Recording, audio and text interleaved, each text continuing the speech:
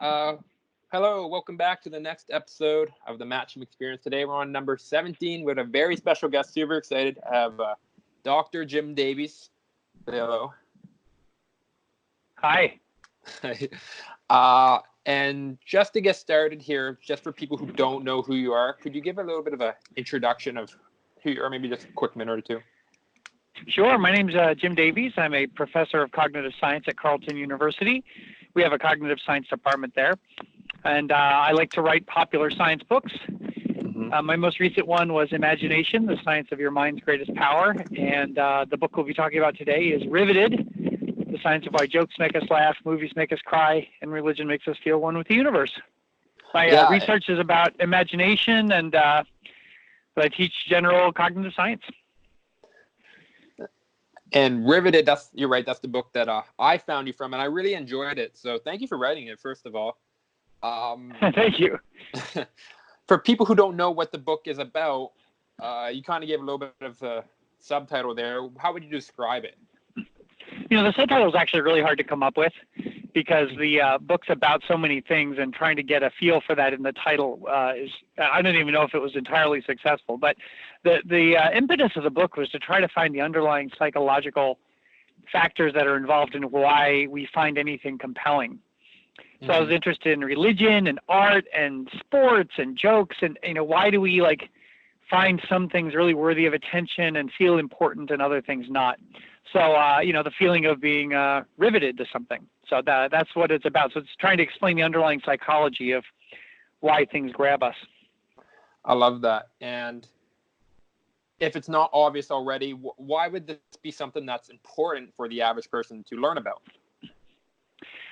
There are a couple of reasons. One is that if you understand these things, you can make important stuff more riveting to people. So you can, if you have an important message to get out there, there might be some things in the book that would give you clues as to what kinds of things do really well in people's minds and which things fail. I mean, it's not a how-to book, but I think the more important lesson of it is that it really people have said after they've read the book that they look at everything differently. So that's what I want, is that after you know your own biases and why you find certain things compelling, you might have more of a psychological immune system.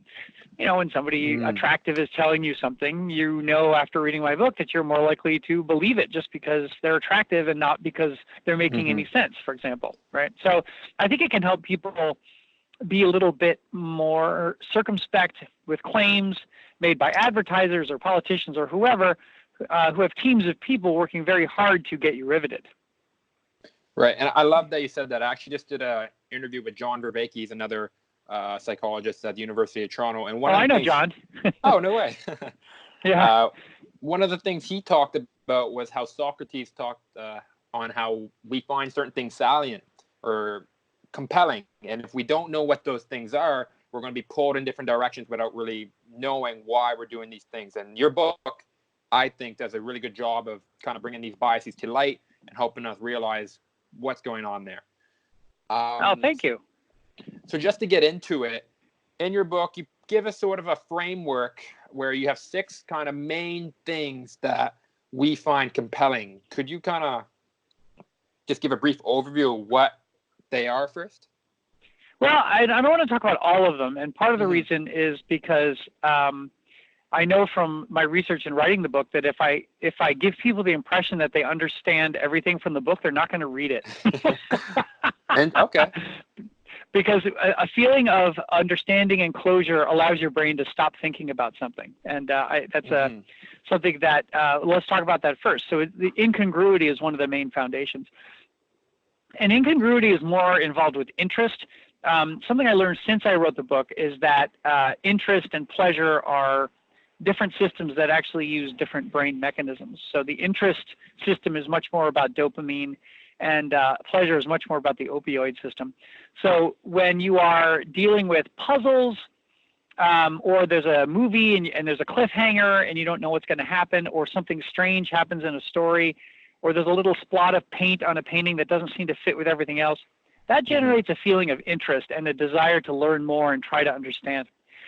On the other side, seeing patterns, understanding things, coming to an understanding and figuring things out, maybe seeing the underlying pattern that initially was obscured, that is a pleasure activation in your brain. So the way I look at it is you've got these interests and pleasures. Those are two of the foundations. I call them pattern and incongruity. And you can see that with a lot of arts, for example, particularly music and stories, it works. The ones that work really well often do so because they manipulate very exquisitely your pleasure and your interest. They set up a tension, something that doesn't make sense or something that's uncertain, and then they resolve it, and you get this great feeling. You can do that with plot points, but you can also do it with music resolve. So if there's a, the keys are going into minor, and you want a resolution to it, the full resolution, gives you a feeling of satisfaction and pleasure. Those are two of them. Another one is another big one is that we are attracted to anything that has to do with people. So if it's about people, or you make it about people, like you talk about mountains or fish or something as though they had psychological states, that makes us much more interested in them. So the book it's about things like that. I don't want to give away all the things, but those are like the kinds of things that the book gets into. The first chapter is actually about people, and that's actually the one that I found the most interesting. So I guess that compelled me the most. One of the more intriguing facts that you wrote about was how we find groups of under 5 in paintings more compelling than groups over 5. Can you kind of describe the reason for that? And yeah, well, part of it is that we have a natural ability to see how many things there are if there are fewer than 5 things. So if somebody throws like 4 apples on a table, you can kind of instantly know that there are 4 apples without counting them. Once you get above 5, though, typically you have to count. So in terms of what I was just talking about with pattern and the pleasure of seeing a pattern, just being able to instantly recognize how many things there are means something to you. Okay.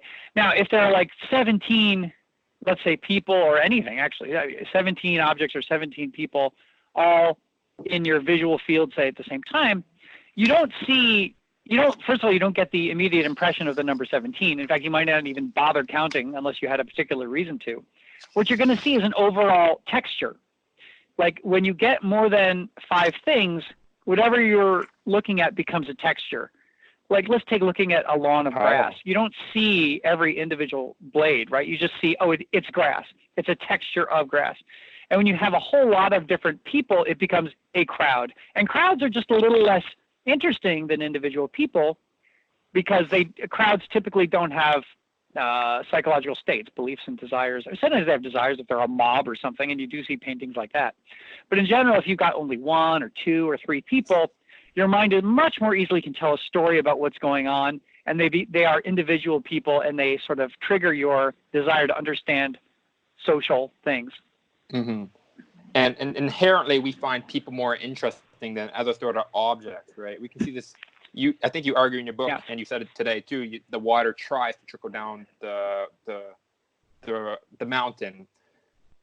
As a marketer, if somebody was a marketer and they were to listen to this and try to figure out how they could apply this to their marketing and to their advertisements, what kind of suggestion would you give to them? Well, there have been studies that show that people love their iPhones, and what I mean like literally love, like by the measures that we have, they appear to actually be in love in some way. Like it's got the same emotional stuff, and so playing upon, you could like products might be classified as a friend or something, or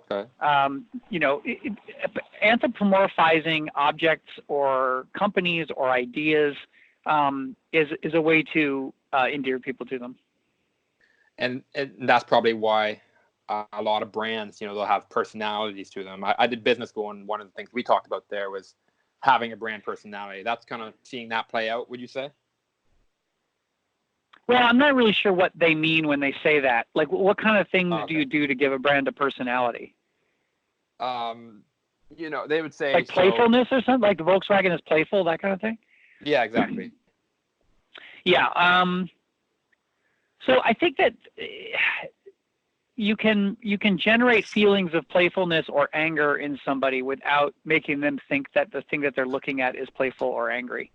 For example, the color red is a passionate color. But when you look at a red wall, you don't think that the wall is angry necessarily. Like, you might not personify the wall, although it might trigger something in you. So I feel like if you've got like a mascot, like Tony the Tiger or somebody, he's enthusiastic and so in that case, yes, you're absolutely anthropomorphizing, because you actually have a character like Ronald McDonald or something like that. But yeah, I'm not sure that all of that is anthropomorphization, but it's always trying to generate some kind of a feeling in the person. I mean, I bet in the business world, when they say personality, usually they mean emotion, and not actually personality, like neuroticism and all the different aspects of actual personality. They probably mean, what they usually mean is probably positive emotion, either serious or playful, right? Right. One of the things I did to prepare for this interview is I tried to think of what are some of the more compelling ideas that we as people tend to have, or what kind of events are more compelling in our culture than others. In your book, you talk a lot about religion as one, and that's a great example. But I kind of wanted to ask you another one. The Super Bowl. The Super Bowl is probably one of the more compelling things that happen in our lives. Not for some people more so than others. Sure. Using your framework, could you kind of try to describe why is the Super Bowl so compelling? Why do people find this so interesting? Oh, sure. This is actually a much longer discussion. And if people are interested, I do have an episode of my own podcast, Minding the Brain, about the psychology of sports. So the Super Bowl is compelling for people. When I say it's compelling, what I mean, of course, is for people for whom it is compelling. I don't watch the Super Bowl, but some people love it. And this goes for any big sporting event. And it's actually generally true for sports spectatorship in general. So it's got all the things going for it. It's got human beings in it. Okay, so it's got the social aspect in that you have humans competing in sports, and this is one reason why the Super Bowl is more popular than, say, shot put or other sports that are only competitive in the sense that you're trying to beat somebody else's score, but you're not really going head to head against somebody else. Like in darts, well, actually, I'm not sure about darts, but in some games, bowling, for example, you're playing against other people, but what you do doesn't directly affect their game. Right. It's like a race. It's who gets the highest score. So when you've got football, for example, American football, you've got competition with people on the same field, and also resembles conflict that we all find instinctively mesmerizing, which is violence.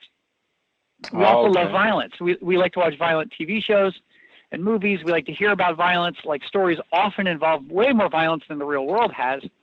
And there's a cross-species tendency to have symbolic violence. So crabs will like wave their claws around, and then the one with the bigger like claw will win, even though nobody has to get hurt.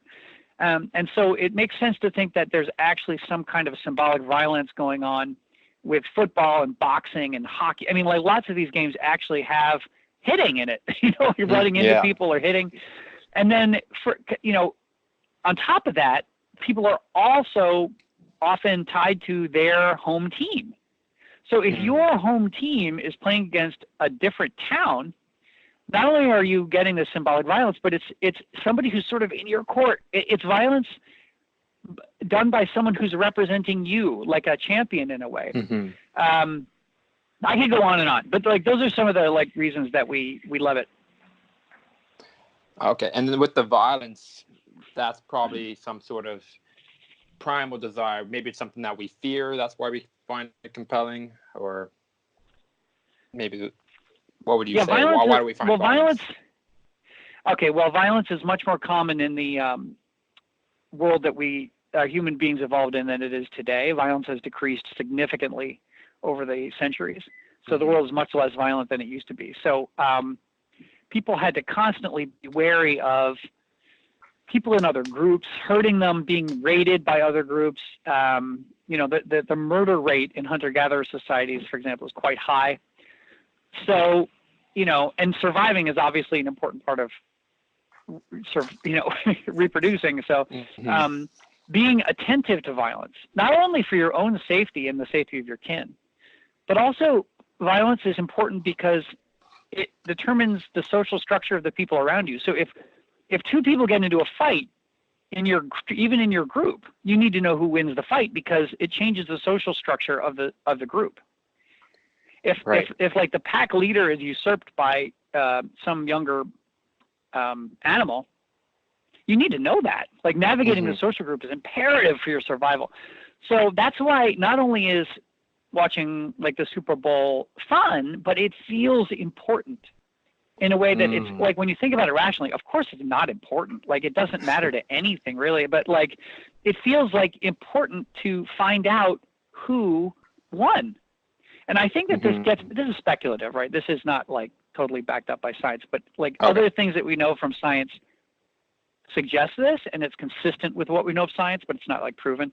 But my understanding of it is that you are subconsciously trying to attend to the changing social structure of your society, and that's why people, they don't want to miss the game or something. You know what I mean? They want up-to-date information. They have to know what happened. Right. Okay. So this is great, and it's good that we know kind of why we might be interested in certain things now. But how do we kind of apply this to our lives? Does just having the knowledge of why you're being compelled things help you make better decisions?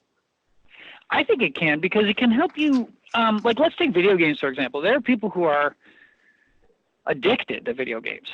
Like they can't stop playing them. And really, video games, their drawbacks and benefits to you are, there are studies showing that they help you in some ways and hurt you in others. But I think everyone will kind of agree that they're a waste of time. Like, at best, they are a distraction, a pleasurable distraction. But nobody thinks that you're actually being productive in any way when you're playing a video game. But those video games are absolutely designed to make you feel like you're being productive. So, in fact, some people have reported that they play video games at work so that they can feel productive. Now, how ironic is that? That the work environment is not providing the kinds of rewards and feedback and sense of, and like dings and whistles and badges and whatever the video games have that make them feel satisfied at work. So they do something completely useless. And understand, and like when you read Riveted and you start to really understand, like, oh my God, the people who make these video games, the people who make Facebook, the people who make advertising, they are tapping into my brain and making me think these things are important, but I know better now. Like, I think that without the knowledge, it's easy to trust your instincts. Right. What feels important actually is, and that is absolutely not true, particularly in a world where very smart people are paid a lot of money to trick your brain into thinking that something's important. They pretty much hijack, you could say, your mental mechanism. Exactly. Yeah. They are trying very hard to hijack you and make you feel like, basically, they want you to find something important so they can make money, or they can get their political agenda, or whatever it is. And you, or your listeners, everybody has a responsibility to step back and say, okay, just because I feel like it's important, let's use logic here. Let's use rationale. Is it actually important? Like, if I haven't finished this video game, like, I know people who will say, oh man, I haven't finished that video game and I really should finish it before I start another one. Why? Like, who cares? Like, there's no real world benefit to finishing a video game. It's only your sense of accomplishment that was evolved to actually do things in the world. And it's getting tricked into accomplishing something in a virtual world where you get nothing. And so people can waste their life away. Yeah, right, exactly. And I could already imagine people out there might be saying video games is one thing, but this probably applies to everything, like TV shows, Netflix, YouTube. Well, it applies to books. It applies to novels. Most novels are not like novels that keep you like riveted. I love reading them, and I try to write them. But I'm under no illusions that reading a novel is a productive thing to do. I think it's basically at best a pleasurable activity, but it's kind of a waste of time. Like, I don't let myself read a novel if I can help it. I will only read a novel if I need the break. Basically, it's to recharge my battery so I can get back to doing something that actually matters. And that's the way. It's a harsh mistress, but that's the way I live my life. I'm always thinking, how do I get back to work on the things that are most important? And there's a whole laundry list of activities that are fun and feel rewarding that are not in line with my values. And again, this all starts with bringing what you find compelling, what causes you to find things compelling to light, so you can realize is what you're doing for the right reasons. Yeah, I think everyone can relate to this with food, for example. Junk food tastes fabulous. Like Swiss cake rolls and ice cream and pizza. I mean, it tastes really, really good. And exactly like a video game. It is designed by people who are tricking your mind into thinking that you're eating something nutritious. Right. Because we evolved in a way so that we like sugar, but today sugar is very rampant, whereas back in when we were evolving, maybe or when we were 50,000 years ago, the only type of sugar or sweets we might have got was maybe honey. Yeah, and I recently read they were tracking this hunter-gatherer on his hunt, and he spontaneously found a beehive, and he drank a pint of honey. In one sitting, drank a pint of honey. Now, most of us would be like, "Oh my God, that's too much honey." But it just shows you how desperate a hunter-gatherer is for sugar. And when you when you put a hunter-gatherer brain at the quickie, it's no wonder they go nuts, and it's the same hijacking. And a lot of people don't realize, even today, 50,000 years in the grand scheme of time is not a huge amount. It's more like a blink, and we still have our old primitive, you could call them, brains. Absolutely, yeah. That's all I have for you, Jim. Is there anywhere people can find you, though? You said you have a podcast? Yes. I have a new podcast. It just won an award. It's called Minding the Brain.